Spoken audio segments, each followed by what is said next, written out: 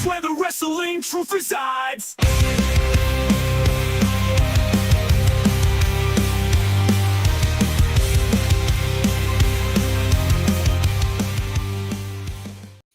The good old IWE days.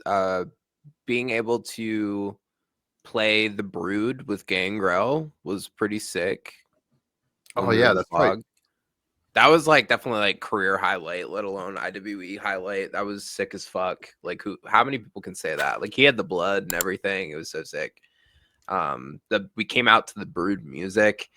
Like fuck, dude. Like you can't beat that. You cannot beat that. Hi JP, bye JP, hi JP. You know, bye JP, bye JP. hi JP. What a fucking idiot, dude. Like I didn't even do that. Jesus Christ, man. Sorry. Now, going back to the fog, it was you and Aggro, right? That was so. With you guys starting the fog, in the fog, was that like kind of your like, hey, we kind of work pretty well together. Maybe we can keep going, doing this ourselves, creating our own tag team. Yeah, I mean, it was pretty natural. Like him and I wouldn't call us friends. I would call us more acquaintances because we were both involved in like the music scene locally around here. And he was really what got me into it because I was just getting back into wrestling. I went to a local show, IWE, and he was there. He had just started training. He just had his first class, and I saw him, and I was like, the fuck are you doing here? Because, you know, we kind of knew each other. And he told me, and I was like, holy shit, I didn't realize you could do that. And then I started, my first class was his second class, basically. And so we were just always there. We were always riding to the shows together. We were within our class, like everybody, you know, there's obviously varying levels of skill and everything, but him and I were always like neck and neck. You know what I mean? We were always kind of like not one-upping each other because that wasn't the vibe, but like, hey, you nailed it. Hey, I nailed it. Hey, you struggled with it and I struggled with it, but hey, we both just nailed it. You know what I mean? Like shit like that. You know what I mean? It just kind of always felt like we were just on the same pace, you know, especially compared to everyone else that was kind of in and out of those classes.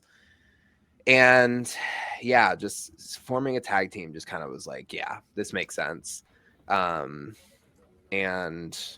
I don't know, we lived close by too and everything. So we were like hanging out outside of like practices and shows and stuff. So just talking like, oh my God, like we found the mask and then we found the rest of the suit and we put it all together and we took the first promo pictures in my kitchen. Like, you know what I mean? Just like, that's really just how it all came together. It was kind of just, neither one of us planned on being in a tag team. We both appreciated tag team wrestling, but that obviously wasn't like, oh, I'm going to be a tag team wrestler. You know what I mean? That wasn't the plan. It just kind of happened.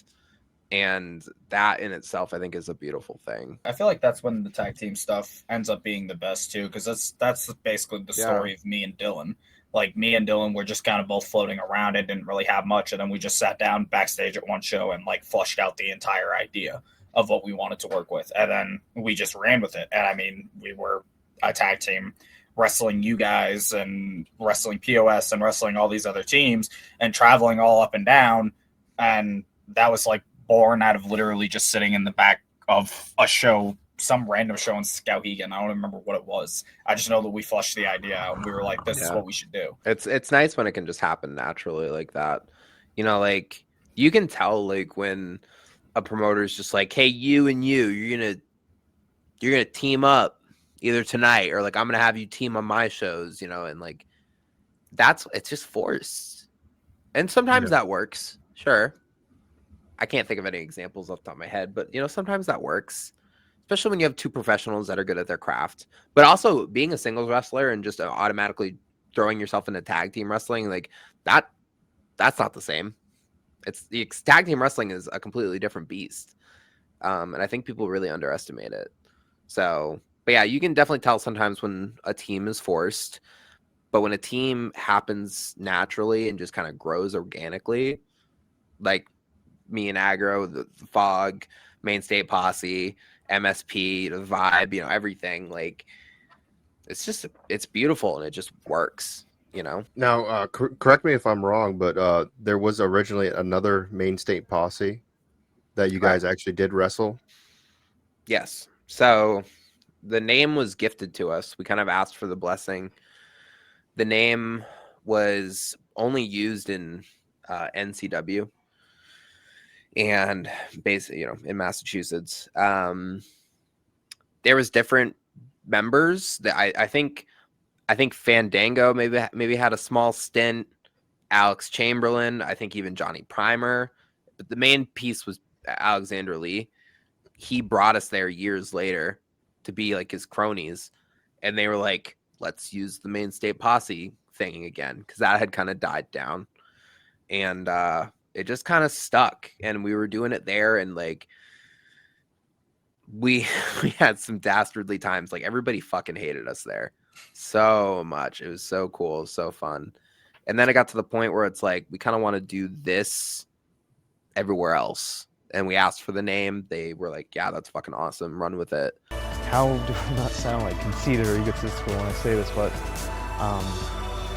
I gave it to them. I gave them the same way that it came about for me, is that I brought them to that same promotion many years later, and it was something that we all kind of did, and then I had my own existential crisis where I didn't want to do this anymore, or it wasn't fun or whatever, so I got done, and they took it and they made it their own thing, something that went far beyond what Al and I did. I'll admit that now.